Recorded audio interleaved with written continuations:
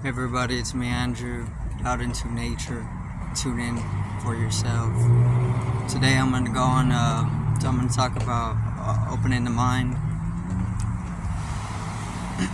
and pretty much raising the vibration, because this is the process of opening the mind is synonymous with raising the vibration. It's very, very simple. So let's get into this. So opening the mind is very, very, very vital for being able to deepen the experience perceptually. Deepening the experience perceptually is wealth. So opening the mind is going to allow you to expand your experience of life. And there's many methods to be able to do this, but it's pretty much raising the vibration. Once you start raising the vibration, your EMF, your electromagnetic field, once you start heightening its vibrational wave rate, the mind is naturally going to go through various different shifts in its geometry. So what you want is the closed geometry of the mind, of the mental body, to be able to open itself up, blossom. And in order for anything to blossom, it needs solar energy, right? This is where you want to connect yourself with the sun, the soul, or you want to connect yourself with the soul. You want to open yourself up to the soul. Once you do this, the mind easily starts to blossom more. It can be so that the mind stays in a petrified state, meaning you stay very densified, connected with, obviously you need to connect with the earth, but there can be imbalance in it. You can remain closed to deeper realities of life. And opening the mind is going to allow you to see more. Changes the entire experience, right? So being able to open the mind is a virtue, but all that's needed is to raise the vibration. You can do this through crystals, you can do this through meditation, you can do this through psychedelics, you can do this through yoga, you can do this for anything, right? Whatever you find is working for you to open the mind, keep doing it and invest your energy into that. And you can open the mind to its crescendo, and you can actually you can keep it there. You can stay very, very, very open-minded until you start seeing the illumination, the corona, right, or the halo.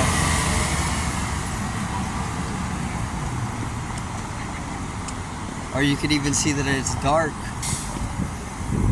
right? Once you start opening the mind, you'll be able to see the aura, right, more often. Or you'll be able to not only see the aura, but you'll be able to read languages which aren't within your comprehension specifically. But intuitively they are able to be read, right? There's a lot of different abilities that come with the open mind. These are just common examples, right? Clairvoyance, things like this.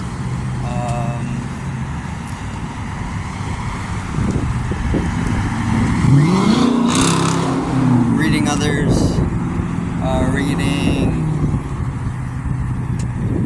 a bunch of different things, right? Seeing the parallels, realities. There's plenty of different things that come with opening the mind, but the expansion in knowledge is probably the most common example, right? So the opening up to universal knowledge, cosmic consciousness, is pretty much the most common example of opening up the mind. When you finally get into that state of crescendo, where the mental geometry blossoms out, you usually have an experience, right? The experience is transcendental in its nature, which the transcendental experience is going to be extremely profound, and it's going to be inexplicable or inexplainable even. So if you have one of these, you're messing around in the higher chakras, or you're messing around in the neural anatomy, right, to be able to get that circuitry going, so that a higher income of experience is tapped into, which is the wealth. So opening the mind, very important. You can remain closed-minded because you can always fluctuate at the chakras. You don't necessarily need all of them opened at once. You can use various different codes on the chakra systems, right? You can have some locked, and you can have others fully blossom. These are just different mudras, right? They're different styles of seal,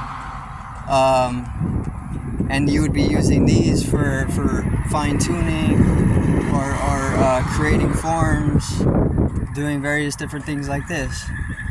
And then they all have names to them as well, each of the different mudras, which you can hold on that level of the energy system, or the energetical anatomy. All have their different degrees of fluctuation, right? Which is just light in a certain extremity, because it's just light form. So you don't necessarily need all the chakras open. You can open all the chakra, and this is another type of release, right? But the mind is more centered in the ajna, the third eye, and then the crown, the sahasrara. So these chakras, when you start to mess with them, when you start to open them up, and then also the heart, these are like, they change the experience drastically or radically. All the chakras are going to change the experience, because all of life and all of what you perceive is just a projection out of the chakra. That's why life is seen as a wheel, right? The great mandala of life and death is seen as a wheel, because everything that is being experienced is projected out from the chakras, right? Which are wheels. Chakra literally means wheel. So this is why. But the heart chakra, once you come into once you blossom the heart chakra, this is one of the chakras that is it radically changes the experience of life instantaneously. Okay, this is there's no waiting for any effects, nothing like this. This is an instantaneous shift radical shift of experience if you're actually meddling or opening up the heart chakra. And it's the same thing for the crown chakra, but to a higher degree, and also the third eye chakra. Right? So opening the mind is important because open-mindedness leads to evolution. Once or even revolutions. So once and then open-mindedness, once you start rebelling or questioning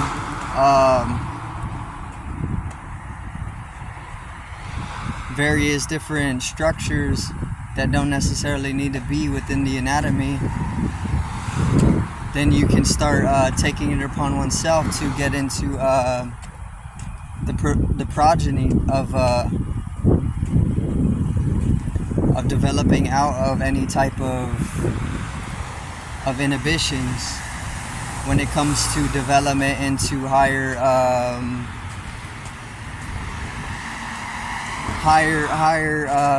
development, right, or even higher structure or form. So becoming aware of this involves the process, or is within the process of opening the mind. Otherwise, if you close yourself off to life, it makes it very hard to just fall into the experience for what it is, right? It's just like closing yourself off to people or anything which can actually offer you fulfillment on a deeper level, right? So then opening yourself up to that obviously is very healthy for your consciousness. Opening yourself up, period, is a healthier state of consciousness rather than constantly just keeping yourself closed. But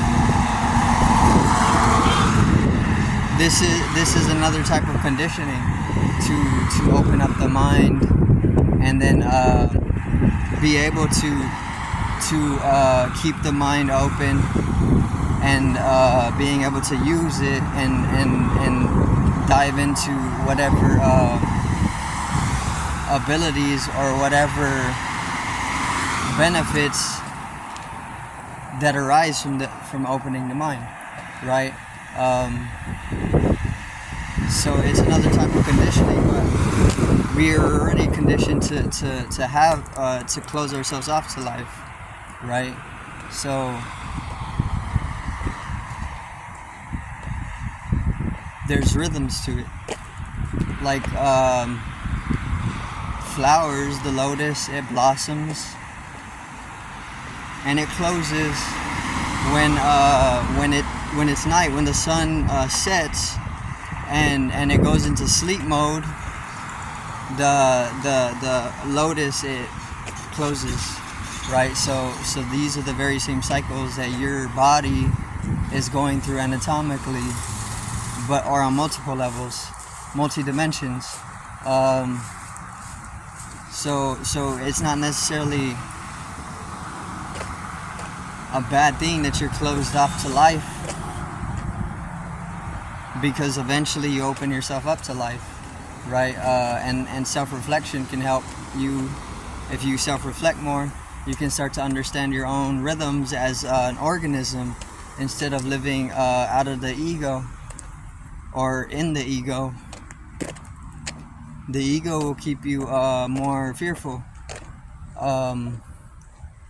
of deeper states of bliss and love and consciousness and knowledges, right? Which is what is going to bring the progression, rather than just living out of fear. But then once again, ego doesn't actually exist, but it's just an illusion. It's like a mental illusion or like an optical illusion, because we've already transcended the ego plenty of times over. So the collective, there was never an ego to the collective, but it's something that we use to develop ourselves further, multidimensionally, multi-vibrationally, various different vibration rates, and then structuring our own being or organism through these through consciousness. So opening the mind allows you to be able to see these things, see intricacies, which are going to help you to develop yourself on a deeper and intimate level, which is actually a result of just being in a deeper ambiance of love, which is necessary. It's not necessary, more so it's a benefactor, or not even that. It's just a reality. it's more centralized in truth to live blissfully, rather than to just be afraid, or just whatever is, and then aligning yourself with the reality of things.